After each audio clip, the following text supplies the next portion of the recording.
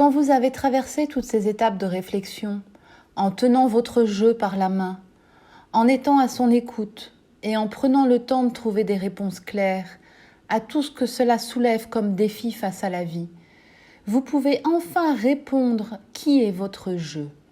Vous savez ce qui vous fait vibrer et ce dont vous avez essentiellement besoin pour vous sentir bien. Une fois que vous aurez fait ce chemin pour vous-même, vous saurez le faire tout naturellement lors de votre découverte de l'autre. Vous saurez si des affinités assez profondes peuvent vous permettre de vous épauler pour partager de beaux moments de vie à deux. S'apprécier dans la facilité est à la portée de tous. S'apprécier et continuer à se connaître l'un et l'autre positivement dans l'adversité demande une connexion profonde. La communication dans le couple est une communication qui doit permettre à toutes ces valeurs et aux besoins sous-jacents de ressortir. Par exemple, on peut dire « Tu peux improviser dans ta vie tout ce que tu veux, mais moi, pour être bien, j'ai besoin de mes routines le matin et je te demande de le respecter. » Exprimez qui vous êtes, expliquez que vous êtes comme cela et que vous fonctionnez comme ça. À partir de là, l'autre a le droit d'accepter qui vous êtes ou non. Il a le droit de ne pas vous aimer tel que vous êtes. Il a le droit d'être mal à l'aise avec les valeurs qui sont en vous. Mais au moins, tout est clair. C'est là où la relation se termine, car le respect des valeurs de l'autre n'est plus pleinement possible, car trop blessant pour qui vous êtes. Vous pouvez parfaitement vous entendre pour partager des activités et passer du temps ensemble, mais ne pas partager assez de valeurs communes pour pouvoir rester vous-même en permanence dans la relation sans heurter l'autre. C'est la différence entre deux amis et des super proches. Si vos valeurs ne sont pas diamétralement opposées et que chacun peut rester lui-même sans déprécier l'épanouissement de l'autre, une communication bienveillante peut s'installer et le couple parfaitement évoluer. Les valeurs extrêmes sont les plus difficiles à supporter.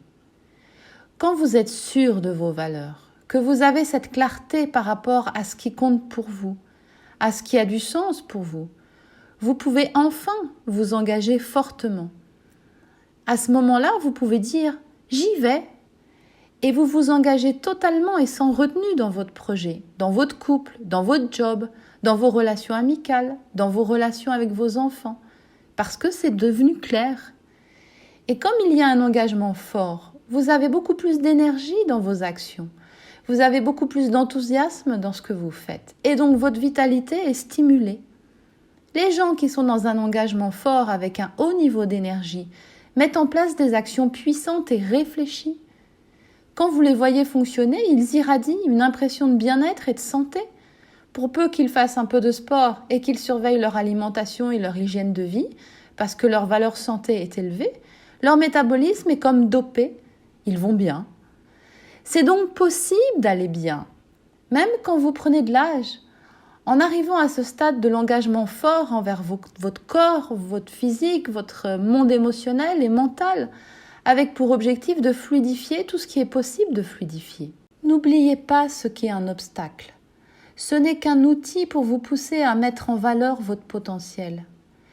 Vous pouvez maintenant aborder tous les obstacles à votre vitalité en les observant d'un autre point de vue. Apprenez des expériences positives des autres et informez-vous en permanence pour mieux comprendre. Gagnez en connaissances.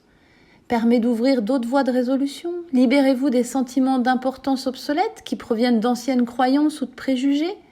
Entraînez-vous régulièrement et ne lâchez pas la stratégie que vous avez décidé de suivre pour acquérir une nouvelle voie neuronale plus profitable en matière de vitalité. Choisissez, décidez, prenez position pour vous-même. Allez vers ce qui vous fait du bien et ce qui vous rapproche toujours un peu plus du sain. À chaque instant, vous pouvez tirer un enseignement, des obstacles à votre vitalité qui se présentent à vous. C'est à vous et à vous seul de décider de créer une nouvelle mémoire désormais positive de l'expérience à laquelle vous êtes confronté. Votre objectif ultime doit être gravé dans vos pensées quotidiennes. Il est constitué de ce que vous voulez vraiment être au plus profond de vous, votre idéal d'existence pour vous. Et cet idéal doit correspondre à la plus belle version de vous et de celui ou celle que vous voulez être pour les jours qui vous restent à vivre. Gardez toujours dans un coin de votre esprit que l'échec est un moyen d'identifier les efforts qu'il vous reste à faire pour accéder au nouvel état d'être que vous souhaitez vivre et qui sera ce que vous appellerez votre réussite. Cette réussite est l'art de vivre qui vous paraît être l'excellence pour vous. C'est-à-dire votre manière d'être idéale quand vous prenez soin de vous, de votre famille, de vos relations amicales et amoureuses, de la gestion de votre temps, de vos repos réparateurs, de votre sérénité, et que vous vous sentez à l'aise physiquement, émotionnellement et mentalement en restant ouvert à tout ce qui se passe autour de vous. C'est votre manière d'être idéale quand vous ne refusez pas la difficulté afin de continuer à mettre vos capacités et le développement de votre potentiel à l'épreuve. Et surtout lorsque vous vivez plein d'enthousiasme. Votre clé pour passer de l'état de mal-être à l'état de bien-être est la clarté sur la stratégie à appliquer au quotidien. L'état d'esprit indispensable pour passer de l'état de mal-être à l'état de bien-être est d'acquérir un mental de gagnant. Vous pouvez tous, quel que soit l'endroit où vous en êtes, changer radicalement votre rapport à votre corps si vous respectez dans le domaine que vous avez choisi le protocole suivant. Engagez-vous à avoir une démarche consciente, c'est-à-dire à être actif sur le chemin de votre bien-être. Obligez-vous à maintenir en vous la vision de votre idéale vitalité et à voir le bien-être comme possible pour vous. Acceptez de faire sincèrement l'état des lieux de votre mal-être. Ne niez pas vos peines, mais acceptez-les pour les prendre en charge et les dépasser. Définissez des objectifs clairs qui soient réalisables rapidement et mesurables. Adhérez au plan d'action que vous avez décidé de suivre et intégrez sa pratique dans votre quotidien.